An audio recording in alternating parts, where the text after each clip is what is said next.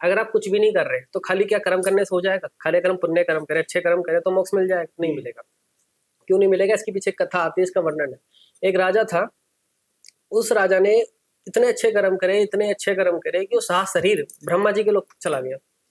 ब्रह्मा जी के लोग, ये सोच लो शिव जी के लोक से नीचे, ठीक है, सबसे ऊपर जो 7 लोग है, 7 लोग में सबसे ऊपर ब्रह्मा जी का लोक है। तो सात शरीर ब्रह्मा जी के लोक चला गया। वह शरीर, 7 शरीर जा नहीं सकता कोई भी, पर वो शरीर के साथ चला गया। वहां पे कुछ सालों तक रहने के बाद में उसे वापस नीचे भेज दिया पृथ्वी पे, जाओ तेरे पुण्य कर्म खत्म हो गया, अब तू जा वापस। तो वहां पर आता है तो फिर वो किसी व्यक्ति से पूछता है, किसी से पूछता है कि मैं, मेरे साथ ऐसे ऐसे हुआ, मैं क्या करूँ? तो उन्होंने कहा कि तुम लोमेश ऋषि हैं, ऋषि उनके पास जाओ, उनसे दीक्षा ज्ञान लो, वो तुम्हें बताएंगे मुक्ति का मार्ग क्या है, मोक्ष का मार्ग क्या है। तो वो लोमेश ऋषि के पास जाते हैं।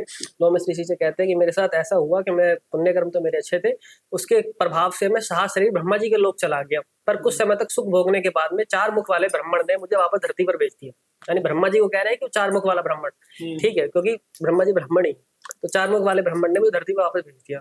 हे गुरुदेव, मुझे ये बताएं कि मैं कैसे मोक्ष प्राप्त करूं, कैसे बार बार इस चक्र से बाहर निकलूं। तब लोमेश ऋषि उनको शिव जी की दीक्षा देते हैं, शिव जी का ज्ञान देते हैं, तपस्या करने के लिए कहते हैं। उनके पुण्य कर्म अच्छे थे। पुण्य कर्म का प्रभाव, जैसे मैंने बताया कि अगर पुण्य कर्म अच्छे, भगवान आपको अवसर देगा कि आप उनकी भक्ति करो। उनको अवसर मिला, फिर वो एक नदी किनारे जाकर के भगवान शिव की आराधना करते हैं। 7 दिन की तपस्या के बाद जो उन्हें दीक्षा, उन्हें ज्ञान गुरु से मिलता है, भगवान शिव प्रकट होते हैं और फिर उनको मोक्ष प्रदान करते हैं। तो पुण्य कर्म का प्रभाव ये होगा।